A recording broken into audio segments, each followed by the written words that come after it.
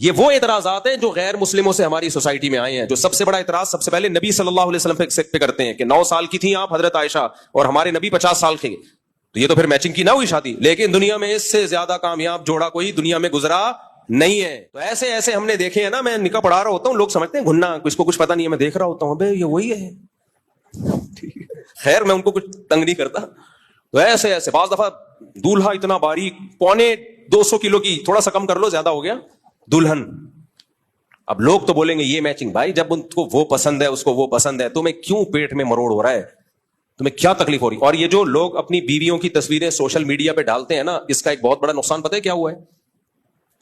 بہت بڑا نقصان یہ ہوا ہے کہ بعض دفعہ آدمی کو اپنے سے زیادہ عمر کی لڑکی پسند آ رہی ہوتی ہے, ایجڈ ہوتی ہے, لیکن یا وزن زیادہ ہوتا ہے, لیکن وہ فیس بک پہ ڈالنے کے قابل نہیں ہوتی. لوگ مذاق اڑائیں گے. اس چکر میں وہ کرتا ہی نہیں ہے کہ میں دوستوں کو کیا دکھاؤں گا, حالانکہ اس کا دل مائل ہوتا ہے. اس سے نقصان اس لڑکی کا ہو گیا کہ نہیں ہو گیا؟ اسی لیے اللہ نے کہا بیوی کو پردے میں رکھو. ضروری نہیں ہے کہ دنیا کو یہ پسند آئے, دنیا تعریفیں کرے ماشاءاللہ کتنا کیوٹ کیوٹ جوڑا ہے. ہو سکتا ہے دنیا کہے یار یہ تو کوئی تک ہی نہیں بن رہا. بھائی چھوڑو دنیا کو, تمہیں پسند آ رہی ہے 150 کلو 250 بھی چلے گی, اس سے زیادہ نہیں, اس لیے کہ زلزلہ آنے کا خطرہ ہے. ہمارے نبی نے پہلا نکاح کن سے کیا؟ 25 سال کی عمر اور 40 سالہ بیوہ سے. کیسی کامیاب شادی چلی ہے. پھر بالکل اپوزٹ 50 سال اور 9 سال میں حضرت عائشہ بالغ ہو گئی, ان سے یہ بالکل اپوزٹ, یہ بھی کامیاب چلی ہے. اور پھر اپنے برابر ام سلمہ, وہ بیوہ بھی تھیں اور آپ کی عمر کے برابر بھی تھیں, ایجڈ تھیں.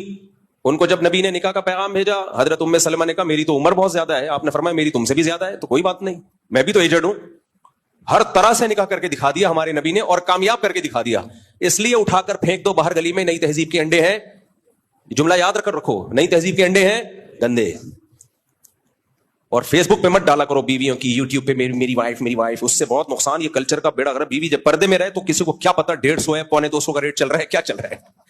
کوئی لسانی کے کٹے تھوڑی ہیں جو ہم نے دنیا کو لگا. خود بھی کوئی دولہا بعض دفعہ 200 کا ہوتا ہے, بیوی اس کو دنیا کو دکھا رہی ہے میرا ہسبینڈ کتنا ہینڈسم کتنا اسمارٹ. وہ نہیں ہوتا ہینڈسم بھائی, لیکن بیوی محبت کر رہی ہوتی ہے اس سے. تو فیس بک پہ اپنی گھر کی چیزیں گھر کے اندر رکھو یار. خود آؤ تو اپنی فیملی لائف کو اس طرح سے پبلک کے سامنے مت لے کر آؤ, اس سے نقصان ہوتا ہے.